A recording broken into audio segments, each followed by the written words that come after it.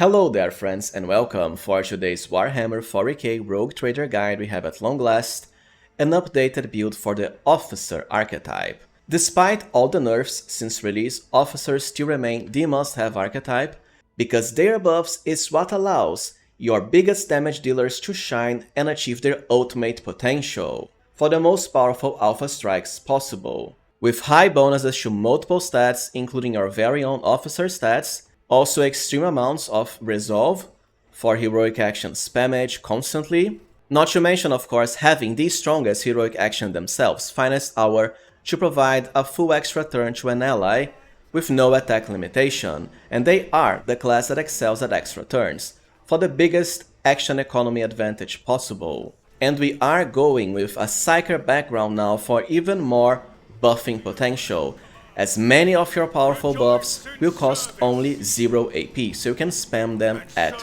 will. Last but not least, you'll also be quite decent at damage starting from chapter 2+. So without further ado, let us get into our updated Officer Psyker guide for Rogue Trader. First with character creation. I often play this character as a mercenary that I recruit as early as the game begins, but it does work for the main character as well. The main difference is when compared to my Psyker God build, the Officer is more focused into buffing and support.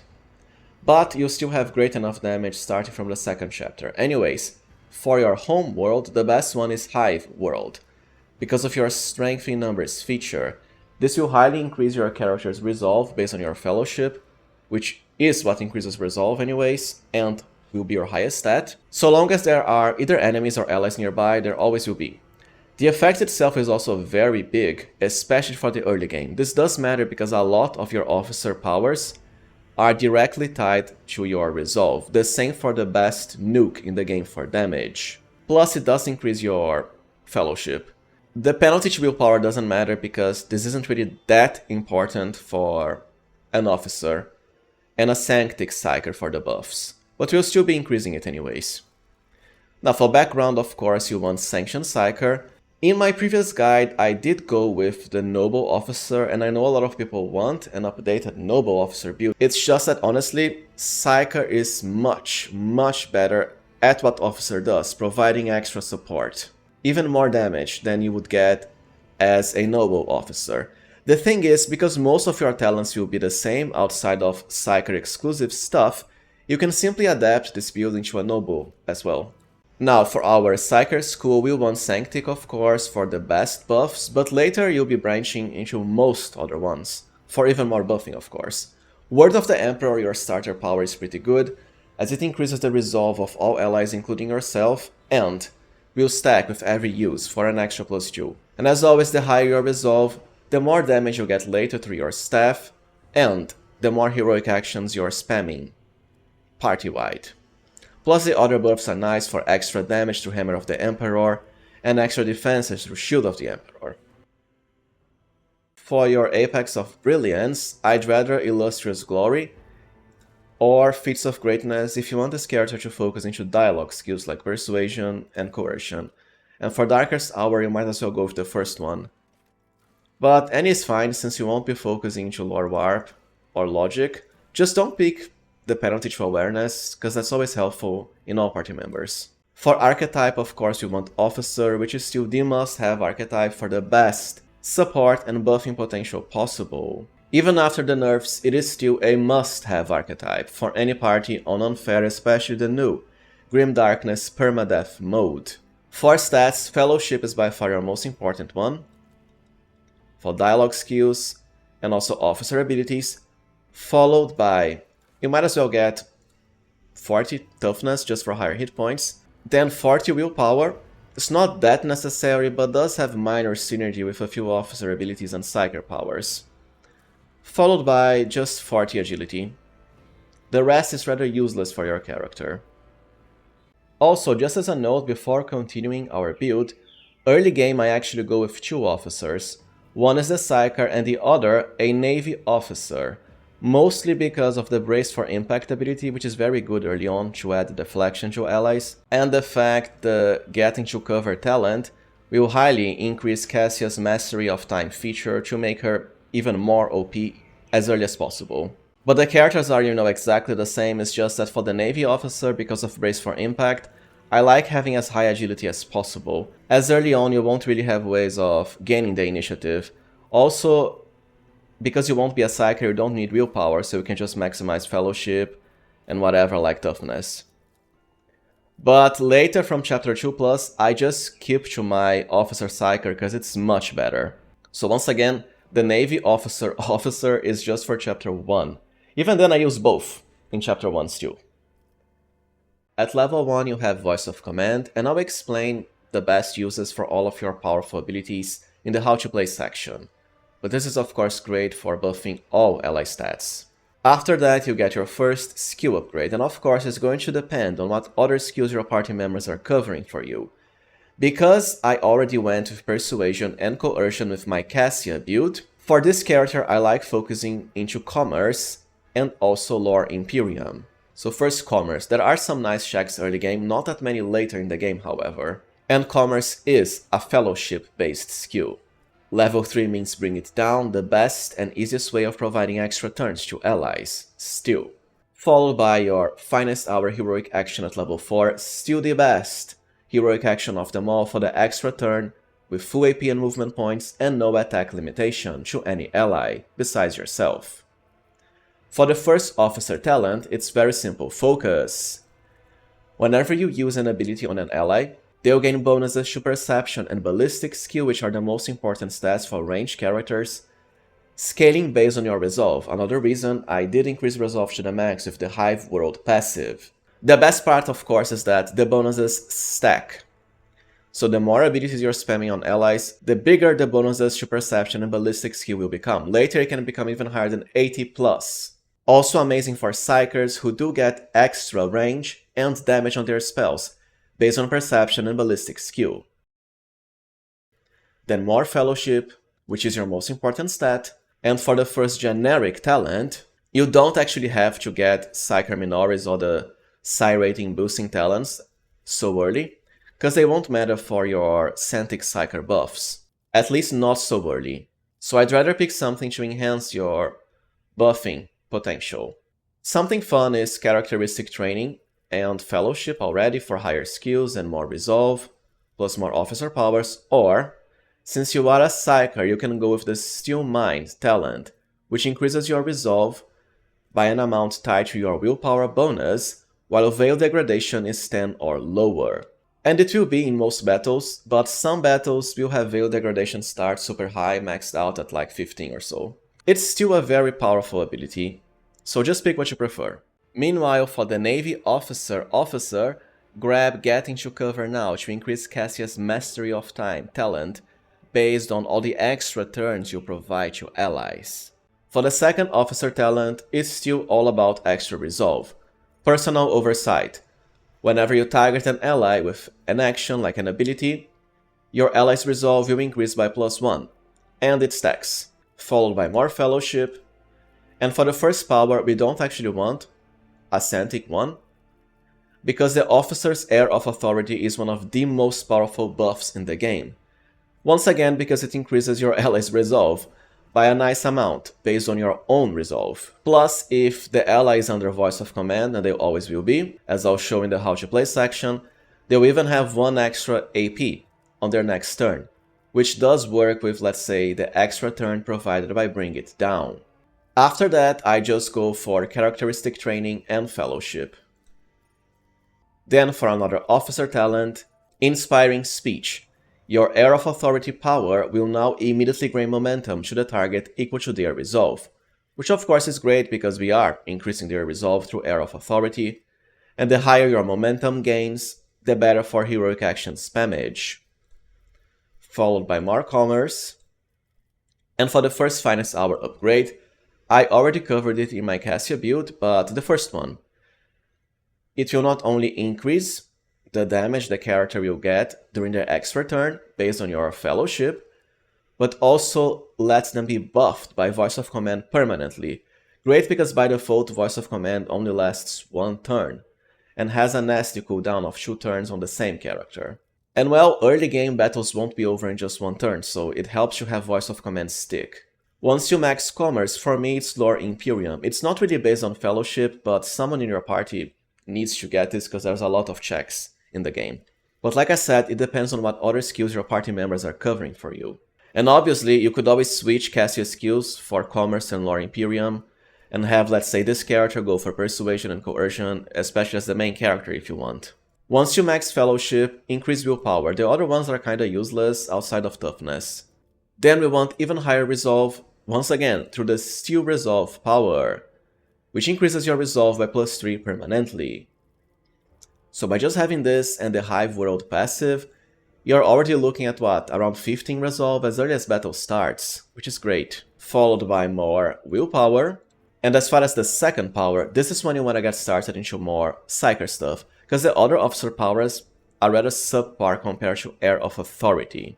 You might as well pick Shield of the Emperor now, which is a pretty nice party-wide buff that increases both deflection and armor percentage based on the ally's resolve, which of course will be super high for one ally of choice, who will have both Voice of Command and Air of Authority. But your default Word of the Emperor Scentic power already increases resolve party-wide as well. Then we finally want Psyker Minoris for higher Psi rating, especially because now is when you'll finally get more Psyker powers that scale based on that. And for the last officer talent, at least before Exantar levels, the classic Seize the Initiative. It has been highly nerfed and is now only a shadow of its former self since release, because back then it used to provide one extra turn for your officer as early as battle started, so he would always act before any enemy. Now it's been highly changed, and what it does is increase the damage allies under your Voice of Command effect deal based on your fellowship. Still great, because the more damage bonuses the better. It only works against enemies that have yet to act this combat, which is why I delay it, because we'll soon be entering an archetype that lets us act first, kinda replacing the benefit from the OG Seize the Initiative talent. So this will always work. But there's no point in picking it earlier because of how random Initiative is. Anyways, more Lore Imperium now, and more toughness. For the last generic talent, Psyker Majoris, for even more Psi rating. And the fourth upgrade to Finest Hour, it has also been nerfed. Before, it used to provide 1 extra AP for allies under the effect whenever they killed an enemy, which of course means you could just keep on attacking again and again and again, because by default Finest Hour removes the attack limitation per turn. It's only based on how many AP you have left. The effect now has been completely changed, just like Seize the Initiative, but is still rather powerful, because during the extra turn, all of the non-offensive abilities of your ally will cost -1 AP. Amazing, because you know, most buffing and debuffing powers in this game only cost 1 AP. And many classes have ones that add more attacks or increase their damage and defenses and so on. So they'll only cost 0 AP. Quite powerful. Now, for the second archetype, we do have to go Grand Strategist, because like I said, the Seize the Initiative talent doesn't let you act first anymore. Grand Strategist, however, does. You'll always act first before any enemy, which of course is a must-have for a class that's all about buffing and providing extra turns to your allies that won't have enough initiative. So it's not just you acting first, it's also your most powerful damage-dealing allies. All enabled by Grand Strategist, of course. For level 17 and our first power, you won't really be picking any of the Grand Strategist ones, including the Grand Strategist talents, until much later, because by now you only want extra Psyker boosting stuff. First with Hammer of the Emperor.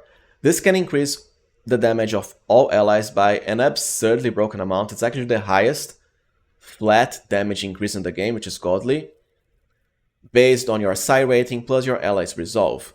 The only downside is that it only works for the next single attack, but you know, it's 5 attacks since it hits your whole party. Definitely worth it.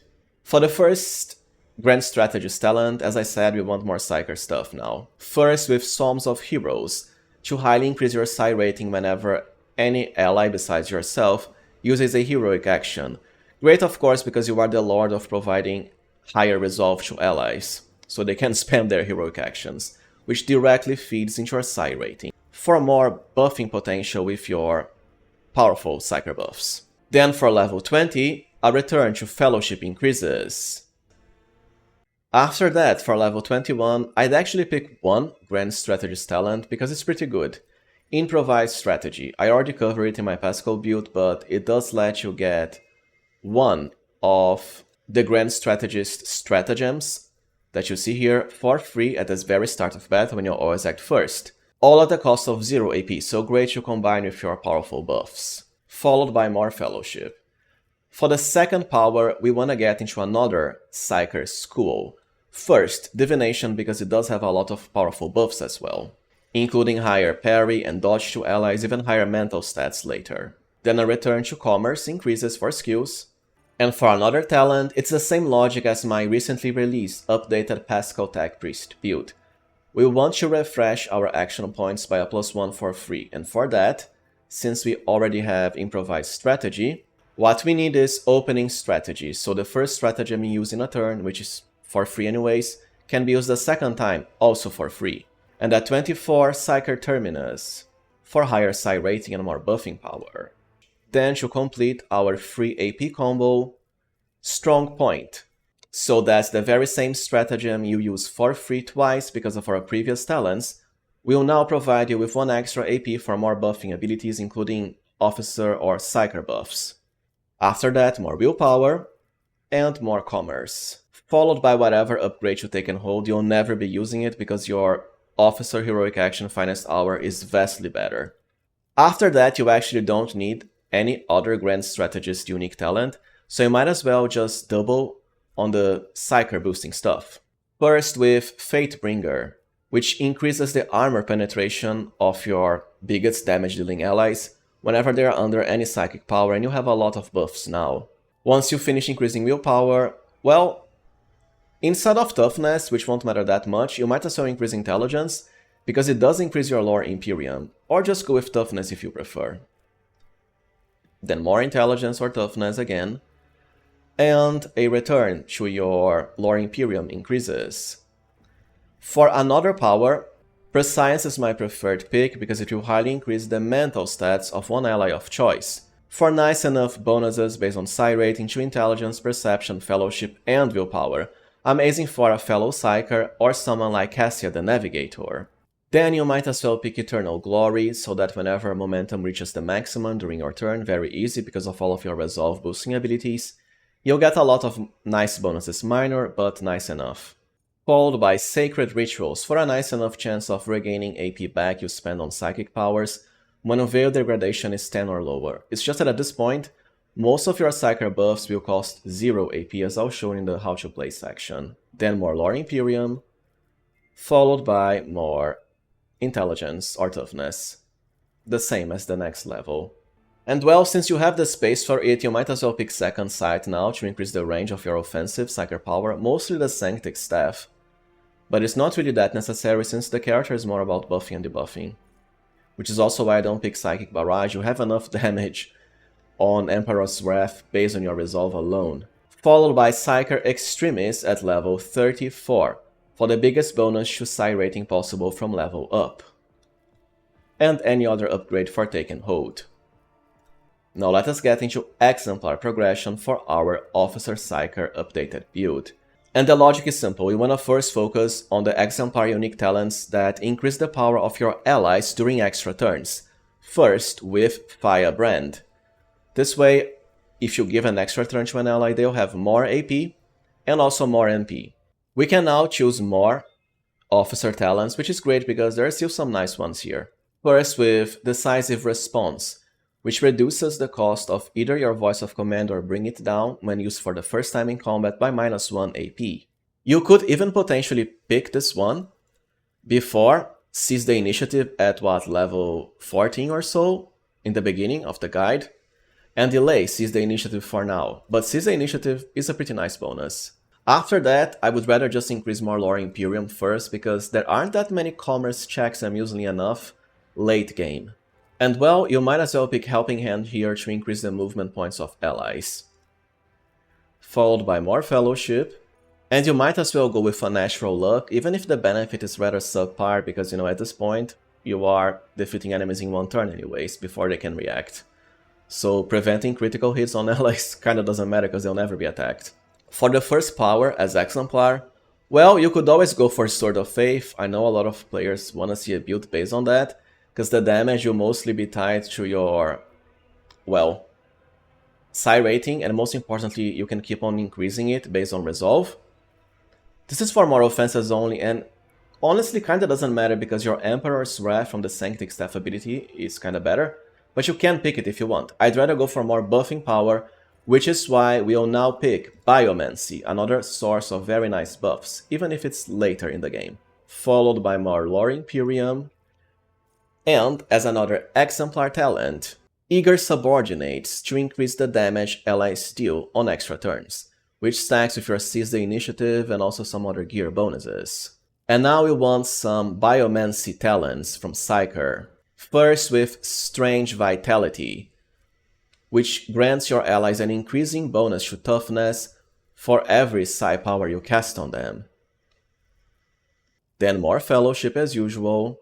And for another officer talent, you might as well go for Physical Encouragement to increase your allies' movement points even further, which of course helps them overcome line of sight and still keep on attacking under your finest hour heroic action. After that, for another power, my preferred pick is actually Telepathy, because at this point in the game you can find a very powerful Telepathy unique staff that increases your allies' resolve by a stacking amount whenever you buff them.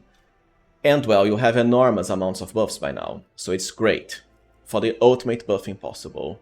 Plus there's some telepathy talents that are pretty good, as you're about to see. Once you max Fellowship, more willpower as usual, followed by the telepath talents I mentioned before. First, with Warp Minds, every 6 use of a psychic power will debuff the stats of all enemies by a stacking -5. This might seem hard to trigger, but trust me, it is not, because as I'll explain in the how to play section, you'll have many buffs that all cost 0 AP, including during extra turns. So you'll easily be debuffing all enemy stats at this point in the game, before they get you to do anything, of course. And well, since you have the space for it now, you can pick something nice for more offenses, which is Pain Channeling. Since your Emperor's Wrath Holy Nuke deals so much damage, whenever it deals higher damage than the enemies have in hit points, the extra damage will change to a nearby enemy. Not really nearby, it can be any enemy so long as it's the closest target, but if there's only 2 enemies and they're far away, it will still hit the remaining enemy. Once you max Lore Imperium, might as well increase Commerce again. Followed by the Flag Bearer talent. All allies nearby will suffer less damage and deal more damage, based on your character's Fellowship, and also Toughness bonus. By the next level, you kinda ran out of the best stuff to pick, no matter if it's Officer, Grand Strategist, or generic talents. But you might as well pick Heroism, so that whenever an ally uses a heroic action, your next attack will cost 0 AP, great for combining with the Sanctic Staff. Followed by more Commerce. And well, might as well go with Leader's Assault now. Whenever you make an attack and you'll have an ungodly amount of AP at this point, you'll gain +5 Fellowship. Not that amazing, but we have the space for it now. Once you max Commerce and Lore Imperium, it kinda doesn't matter, but you might as well pick Awareness because at least it's always checked on any character, to find secret items that is.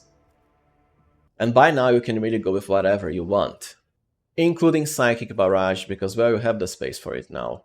Then more Willpower, and after that, just more Toughness, more Awareness, and the Attention talent. After you provide an extra turn to an ally, they'll gain minor bonuses to Armor, Dodge, most importantly movement points. Followed by whatever you want now. I would just pick Iron Discipline to increase your ally saving throws, but it doesn't matter when you're just killing everything super fast anyways. Followed by Enforce Reality, or whatever you want. Then more Awareness. And the Be Vigilant feat, which can help increase the power of melee allies, it's just that I'd much rather, focus for ranged characters and so on. Honestly, at this point you might as well pick It Will Not Die for higher HP. I didn't pick it before because I don't think it's that necessary on this character and you have so many better options earlier. For the last power, you might as well pick Foreboding, which is yet another party-wide buff for more Psyker buffing potential.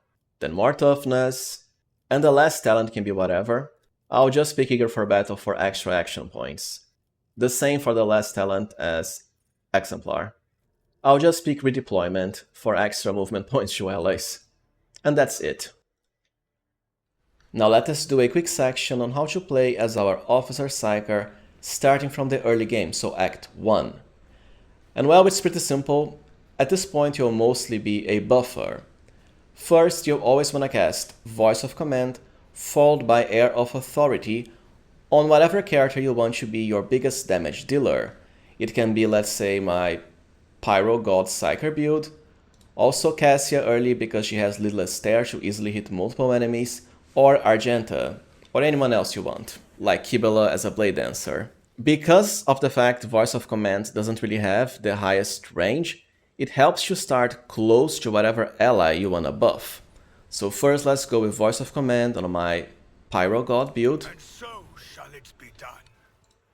All of our stats were already increased, but especially Perception and Ballistic Skill because of the Focus ability. But we also have the bonus from Voice of Command. And we have 6 Resolve, so now let's cast Air of Authority. The Emperor commands. And there we go, 16 Resolve. Much better than before because the higher your Resolve, the faster you are generating momentum for heroic actions. And by the way, this is all on unfair mode, as usual, where you do have penalties to momentum generation, but even then with Officers we can easily overcome that. And the earliest you can get your finest hour from Officer, well, the faster you are absolutely destroying enemies in one turn before they get you to do anything. Anyways, after that, most times you'll only have 2 remaining action points, so you wanna cast Bring It Down on your biggest damage dealer you just buffed. I have more because I do have another officer buffing me here, which is my Navy officer that I mentioned before in the beginning section of the guide. This can help because, you know, one officer can cast Voice of Command on the other, so that your stats are already buffed, and the higher your Fellowship and Resolve, the stronger your buffs will become once this other officer casts them on the character you want to be your biggest damage dealer. But anyways, Bring It Down on our Pyro God Psyker build. The character will only have 2 action points, but there's a lot of stuff you can do, especially if you are a soldier because of the run and gun ability. A reason I like this on Argenta or my Pyro God build. Sadly, the enemies aren't really close to one another, which means our Firestorm as area of effect won't really work. But even at this point, look at how high your damage is, because you were buffed by an officer, of course.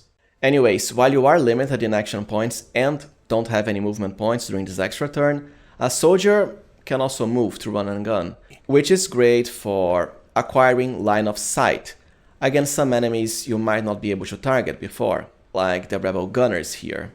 Anyways, because we have such high resolve by being buffed by a fellow officer, even at the very start of battle you can already drop something like the lightning arc from your staff. Death shall reign. And guess what? High momentum already.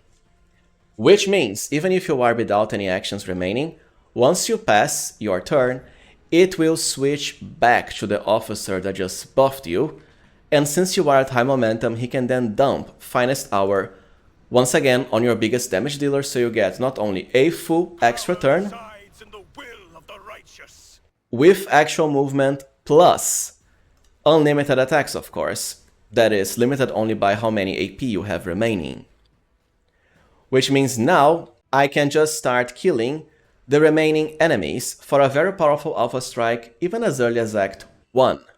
As always, for your biggest damage dealer, focus on the ranged enemies first, because you know the melee ones have to move to where your characters are to actually attack you. So let's go for the gunners, one shot.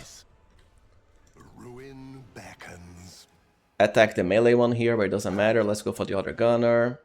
We still have 1 attack left, so let's just kill the rebel here since we don't have line of sight for the other enemies. Death shall reign. But yeah, and look at how close we are to high momentum already.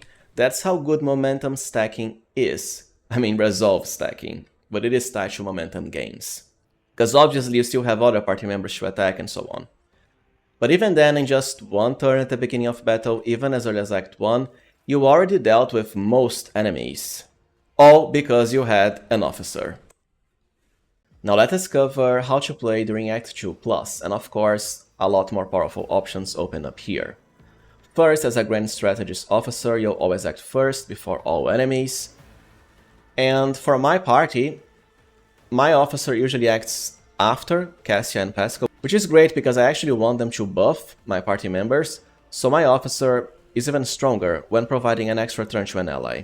And I've already covered this in my updated Pascal build, but you know, you can go Missionary Oath and provide an extra turn to all allies, including your officer. Request approved. Great because, you know, one of the best and most powerful parts of a combo that's available to us now is the fact all our Psyker buffs will only cost 0 AP during the first round of combat. Thanks to the highly OP Spirit Drape Talisman. This works for both buffing and debuffing powers even. It just doesn't work on offensive powers. Quite busted because it works on multiple extra turns so long as it is still the first round of battle. And by now you'll have a lot of buffs, starting with Word of the Emperor to increase the resolve of all allies, so let's do that. Rejoice in Then you can also buff all party members with both Shield of the Emperor and Hammer of the Emperor for higher damage and higher defenses. and so shall it be done. Followed by Forewarning for higher dodge and parry to one ally of choice, and Prescience for higher mental stats. Do note that whenever you cast a buff, you are increasing the momentum of our party. For example, let's do Prescience now. And you already got Actions more will momentum. speak louder than words. This is all because of the extremely powerful Witch Collector passive that makes it so that whenever anyone in your party uses a Psyker or Navigator power, you'll get momentum based on Fellowship. This comes from a Dragona's Colony event that is missable because it's an exclusive reward. You have to pick the one you prefer. And this is definitely the best choice, especially because of how much synergy it has with Cassia the Navigator as well. But it's not like the build won't work if you don't have it, it's just easier if you do. Anyways, after you dump all of your buffs, first don't forget you can still use a combat stratagem for free because of our talents. Also drop combat zones, so let's say frontline on the enemies here, Rejoice in service. combat locus, and you can still use your officer powers. At the start you only have 1 AP, provided by the Missionary Oath that Pascal just used on us, so you can for example already dump Air of Authority for higher resolve and momentum on one character of choice like Cassia here. The Emperor commands. And look at how high momentum we generated. Anyways, you still have your first actual true turn, because all this was just an extra turn from Pascal. And don't forget, if you have the AP to spare, you can also use Voice of Command on your officer so that whenever he does the same on your biggest damage dealer, the effect will have been boosted. Not necessary, I'm however, not accustomed to being ordered around. because chances are early you want Cassia for, you know, Isn't for this a offensive job navigator stuff. Anyways, this party has a very easy way of generating high momentum. We are already at that, which of course meant Cassia could use Finest Hour on your biggest damage dealer before our officer even got to truly act. But let's wait. So once your true first officer comes, always before any enemy, you can just repeat what you did during Pascal's extra turn again, because once again, all of your Psyker powers for buffing will still cost 0 AP. So that's more Word of the Emperor, Shield of the Emperor, Hammer of the Emperor, Forewarning, Prescience on other characters, all while still generating momentum from Witch Collector. And so shall it be done. So momentum is actually maxed out already. And now it's the same as before, just Voice of Command on your biggest damage dealer, my Pyro Psyker God here, followed by Air of The Authority, Emperor commands. and bring it down. You don't even need to use your Finest Hour already, but you might as well, because after you do that, the turn will switch back to your officer and he can then use Bring It Down for yet another extra turn. May my wrath be thy undoing. And of course, when buffed under your Finest Hour, because we have upgrade number 4, your allies' non-offensive abilities will also cost -1 AP. Great for their very own buffs, and stuff like, let's say, Linchpin, Inspire, all Archetype abilities, because they usually only cost 1 AP. So you can spam that at will. Run and Gun, Revel and Slaughter, and so on. I shall repay your strike, shan't I? And of course, at this point, your biggest damage dealer will be so highly buffed and have no attack limitation that they'll easily destroy everything. Even if you activate a heroic action like, let's say, Firearm Mastery for my Psyker God build, Guide my hand. you'll generate such high momentum by virtue of all the nice officer buffs that you'll soon be at high momentum already. There we go. Mercy. And you know, just destroy everything with your attacks for whatever big damage dealer character you choose to buff. The last big upgrade in how to play comes at Act 4, because at this point you can get a highly powerful Thought Guide Telepath Staff that makes it so that any ally under your psychic powers will get stacking bonuses to resolve. Of course, by now you also have branched into most all other Psyker schools, so you have even more buffs like Iron Arm. And once again, everything will cost 0 AP because of the Spirit Drape. So let's check our character here, main character, 17 Resolve. Go for Voice of Command, Word of the Emperor, Shall it be done? Air of Authority. Look at the huge chunk of momentum we just gained. Actions will speak Then more Psyker louder buffs, than words. for Science, Forewarning, and Iron Arm. Rejoice in service. Now our main character has 62 Resolve, plus of course highly boosted stats, and that's not counting the stuff Cassia can do on her turn. Plus you would still retain the ability to attack with a Psyker power. Oh, and by the way, I do think your focus ability from Officer also works with a few Psyker buffs, which is why our ally has such amazingly high ballistic skill and perception. All because of how great your Officer will be at buffing. Now let us cover gear for our Psyker Officer, the Ultimate Supporter build. First with Chapter 1 options. For the helmet, the Ancient Terra Monocle, because it lets your Lore Imperium checks be based on Fellowship instead of Intelligence. And of course you have much higher Fellowship, so they will be highly boosted. For Talismans, the best pick by far is the Medal of Alacrity, including for most of the game. Whenever you target an ally with Bring It Down to provide them with an extra turn, they'll gain 1 extra action point. Amazing. The only issue is this is a very missable item, because if you don't buy it from one of the factions in Act 1, you cannot get it anywhere else. It's just the way it is. And it does require 20 profit factor, so I don't recommend you actually get more than 2 mercenaries in Act 1, because so long as you only recruit 2 mercs, you still have enough profit factor to buy this item at the end of Chapter 1. Anyways, if you don't have it, it's not like the build won't work. It's just a boost to your power overall. Besides that, Theodora's Rosary to increase the skills I focused on, Commerce and Lore Imperium. The other items depend if you went with other skills. For example, you have Noble Silk Gloves for more Persuasion, and the Xenopelt Cloak for more Coercion. For weapons, one of them should be a Psychic Staff, just so you can use the Chain Lightning ability, plus the extra willpower to hit multiple enemies. And besides that, you can go with dual guns, not for attacking, just for their passive benefits. For example, the Negotiator Pistol has higher Persuasion, and the Heirloom Auto Pistol higher Perception and Ballistic Skill.